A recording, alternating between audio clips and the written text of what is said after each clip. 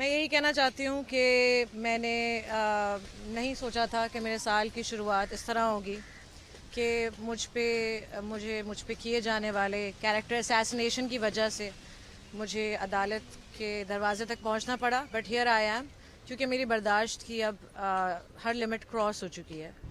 And जिस तरह की ये फैलाई जा रही हैं बातें, इसकी वजह से इतने अरसे में मुझे और मेरी फ़ैमिली को शदीद ज़हनी तकलीफ़ और अज़ियत से गुज़रना पड़ा है इन झूठे बेबुनियाद बदनीयती पर मबनी इल्ज़ामात की वजह से। And I refuse to allow this to happen any longer. दुनिया भर में आर्टिस्ट की बहुत इज़्ज़त की जाती है, उनको इज़्ज़त देते हैं उनके लोग, उनके काम को, उनके अचीवमेंट्स को सराहा जाता है। एंड मेरी मूवीज़ ने $25 मिलियन बनाए हैं। I have worked in the revival of Pakistani cinema and I M respectable not only in Pakistan but also around the world.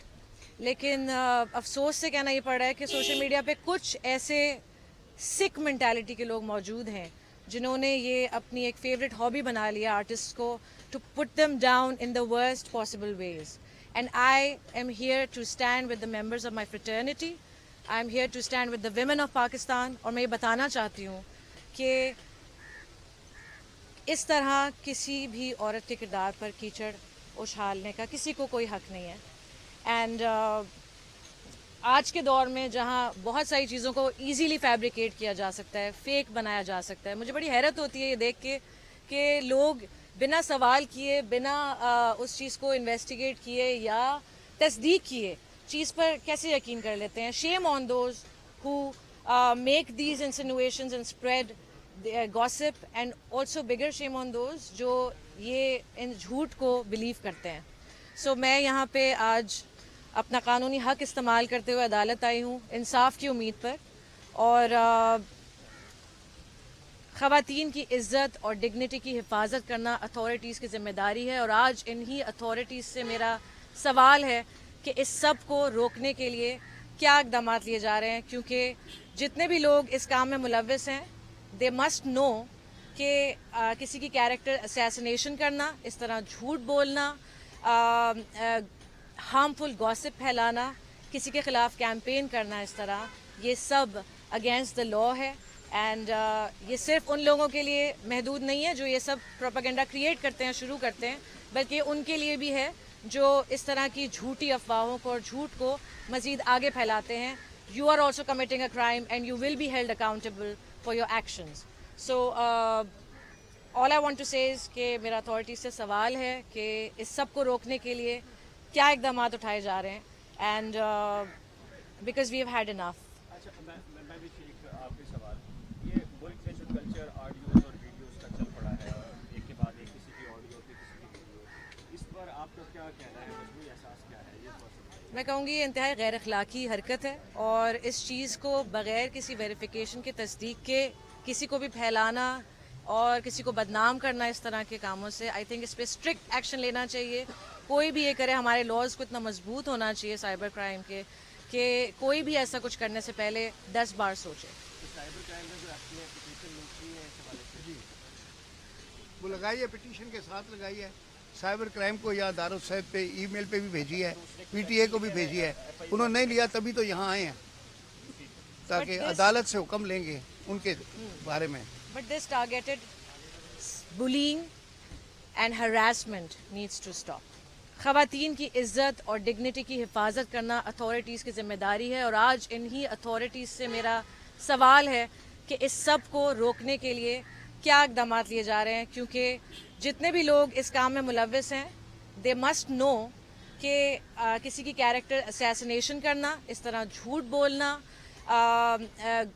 Harmful gossip फैलाना, किसी के ख़िलाफ़ कैंपेन करना, इस तरह ये सब अगेंस्ट द लॉ है। मैं यही कहना चाहती हूँ कि मैंने नहीं सोचा था कि मेरे साल की शुरुआत इस तरह होगी कि मुझ पे किए जाने वाले कैरेक्टर असैसिनेशन की वजह से मुझे अदालत के दरवाजे तक पहुँचना पड़ा। बट हियर आई एम, क्योंकि मेरी बर्दाश्त की अब हर लिमिट क्रॉस हो चुकी है। एंड जिस तरह की ये फैलाई जा रही हैं बातें, इसकी वजह से इतने अरसे में मुझे और मेरी फ़ैमिली को शदीद ज़हनी तकलीफ़ اور اذیت سے گزرنا پڑا ہے ان جھوٹے بے بنیاد بدنیتی پر مبنی الزامات کی وجہ سے. And I refuse to allow this to happen any longer. دنیا بھر میں آرٹسٹ کی بہت عزت کی جاتی ہے, ان کو عزت دیتے ہیں ان کے لوگ, ان کے کام کو, ان کے اچیومنٹس کو سراہا جاتا ہے. اینڈ میری موویز نے $25 million بنائے ہیں. I have worked in the revival of Pakistani cinema and I M respectable not only in Pakistan but also around the world.